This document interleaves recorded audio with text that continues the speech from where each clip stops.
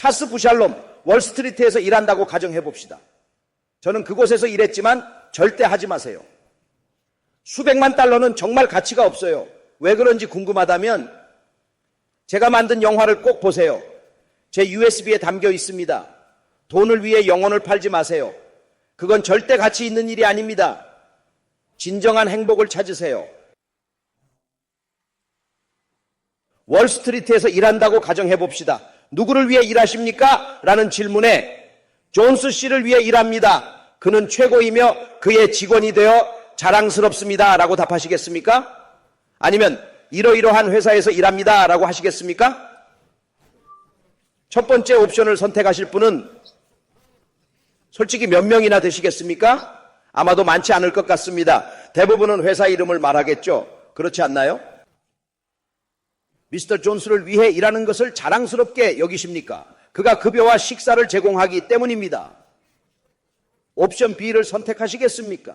나는 어떤 회사에서 일하고 그것이 내 직업이다. 대부분이 옵션 2를 선택합니다. 왜일까요? 많은 사람들이 누구를 위해 일하는 것을 자랑스럽게 여기지 않기 때문입니다. 이제 이렇게 말한다면 어떨까요? 일하는 것을 잊으세요. 노예. 이집트에서 호주인이 피라미드를 보고 멋지네요. 여기서 무슨 일 하세요? 라고 물어봅니다. 당신은 노예로 있어 자랑스럽습니다. 라고 말하겠습니까? 아니면 고통받고 있어요. 그들이 사람들을 죽이고 고문했어요. 라고 말하겠습니까? 어느 쪽을 선택하시겠습니까? 옵션 B, 좋습니다. 바루흐 하쇴. 한 명의 팬이 있네요. 엘리에제르가 종인 것을 자랑스러워하는 이유는 그의 특별한 지위 때문입니다. 그는 옷 입은 채로 에덴에 들어갔고 충실함과 겸손함으로 축복받았습니다. 그의 봉사는 신성한 소명이며 이를 통해 더 높은 목적을 실현했습니다. 이는 단순한 일자리 이상의 의미를 지니며 그의 충성심과 신앙심을 보여주는 증거입니다. 그의 봉사는 하나님께 대한 깊은 헌신을 나타내며 이는 그의 삶의 본질이 되었습니다.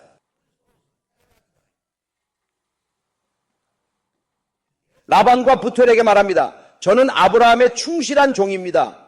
그를 대신하지 않고 그가 좋아해서 간 에덴에 넣을 사람도 아닙니다. 중요한 사람이 아니며 아브라함과 60년 넘게 함께 있었습니다. 저는 단지 주인의 뜻만 따르는 겸손한 종일 뿐입니다. 그의 명령을 수행하러 왔을 뿐입니다. 제 주인의 소원을 이루기 위해 왔습니다. 그의 아들을 위한 신부를 찾으러 왔습니다. 아니요. 나는 에벳 아브라함입니다. 엘리에제르, 그는 자신을 어떻게 정의합니까? 에벳 아브라함. 왜 그는 에벳 아브라함인 것을 그렇게 자랑스러워합니까? 만약 당신이 에벳 아브라함이라면 당신도 자랑스러워할까요? 만약 대답이 아니거나 잘 모르겠다면 그것은 당신이 에벳 아브라함이 되는 것이 무엇을 의미하는지 모르기 때문입니다. 아브라함 아비누는 한 점에 있었습니다. 하카도시 후께서는 그가 시험을 통과할 것을 아시면서 상상할 수 있는 가장 끔찍한 일들로 그를 시험하셨습니다. 하카도시 후는 우리가 통과할 수 없는 시험을 주시지 않기 때문입니다. 그것이 람반과 많은 다른 차참임이 말하는 바입니다. 그러나 아브라함은 시험을 계속해서 받았습니다. 그가 거의 100세가 되었을 때 그의 아내는 거의 매일 다양한 함만닉스에 의해 납치당했습니다. 파라오와 아비멜렉에게 당한 후에도 매일 새로운 시험이 있었다. 쉐마 이스라엘. 마침내 아이를 얻고 이츠하크를 진정으로 사랑하게 되었을 때 하카도시 바루크께서 말씀하셨다. 듣거라 이츠하크, 네가 사랑하는 그 유일한 아이, 네 아들을 나를 위해 쉐흐트 하라. 아브라함의 믿음은 다시 한번 시험받게 되었다. 아브라함은 아침 일찍 일어나 하카도시 바루흐의 명령대로 아들을 쉐흐트 하려 했습니다. 이는 샤바트에 아이들을 기다리는 것과 같은 흥분이었습니다. 그는 매우 열정적이었죠. 아브라함 아비누의 의도는 마흐조르를 읽은 모든 이가 알고 있습니다. 그의 믿음과 순종, 헌신은 흔들림이 없었고 이는 우리에게 큰 교훈을 줍니다. 그의 행동은 신에 대한 깊은 신뢰와 사랑을 보여줍니다. 로시아샨의 미드라시의 아브라함과 이츠하크 대화를 이해합니다. 이츠하크가 말합니다. 어머니께 사랑한다고 전해주세요. 누군가가 어머님을 위로해 주세요. 어머님은 저를 오래 기다리셨고 이제 슬퍼하실 거예요. 이를 읽고 이해하며 가슴이 무거워지고 울기 시작합니다. 이것이 지금 일어나는 일입니다. 그가 죽기 직전의 순간 아들의 마지막 말을 듣는 아버지의 고통이 느껴집니다. 아브라함은 울면서도 그것을 행했습니다. 그는 아들을 사랑하고 하카도시 바라후를 위해 큰 희생을 하려 하기 때문에 울었습니다. 그의 마음은 무거웠지만 그의 신념은 굳건했습니다. 하카도시 바라후께서 말씀하셨습니다. 이제 내가 너를 두려워하는 것을 안다. 너에게 할 수 없는 것이 없는 것을 안다. 내 믿음이 크구나. 네가 나를 위해 모든 것을 주려 했음을 보았노라. 따라서 하카도시 바라후께서 직접 말씀하시기를 이제 내가 네가 나를 경외하는 것을 안다. 이제 내가 알았다. 네가 나를 위해 아무것도 하지 않을 수 없다는 것을 라고 하신 분의 종이 된다는 것은 대단한 일입니다. 확실히 큰 일입니다. 그런데 그런 사람이 드는 보상은 무엇일까요? 이는 우리 모두가 깊이 생각해 봐야 할 중요한 질문입니다. 이번 주에 파라샤에서 우리는 아브라함이 보내기 전에 엘리에제르는 이 중요한 임무를 수행하기 위해 이츠하크를 위한 칼날을 찾으러 갑니다. 그는 그와 함께 브릿을 가지고 있습니다. 이제 오늘날 이것을 읽는 대부분의 사람들은 너무 더러운 마음을 가지고 있어서 그것이 이상하게 보입니다. 왜냐하면 아브라함이 엘리에제르에게 말하기를 이 아르롯 케나안이 중 하나를 선택하지 않겠다고 약속해라. 가나안인을 데려오지 마십시오. 그들은 불손하며 고칠 수 없습니다. 우상 숭배자는 고칠 수 있지만 불손함은 불가능합니다. 이는 무사르입니다. 하카도시 바루흐께서 친구, 가족, 모든 관계에 대해 생각하시는 것입니다. 우상 숭배는 고칠 수 있습니다. 이것이 우리가 배워야 할 중요한 교훈입니다. 우리는 이 가르침을 마음에 새기고 실천해야 합니다. 우상 숭배자들은 더 높은 존재를 믿습니다. 그들을 올바른 존재로 인도하는 게 불안함을 고치는 것보다 쉽습니다. 여자의 불안한 행동은 심각한 문제로 대중을 죄짓게 합니다. 아내의 겸손함이 없으면 가정의 평화도 없습니다. 여성의 겸손은 가정과 사회의 조화에 필수적이며 이는 신성한 질서를 유지하는 데 중요합니다. 따라서 여성의 역할은 매우 중요하며 존중받아야 합니다. 아내가 조신하지 않으면 샬롬 파이트가 없습니다. 이는 다른 이의 시선을 끌어 문제를 일으키기 때문입니다. 남편이 아내 대신 당신을 생각하게 되어 가정에 문제가 생깁니다.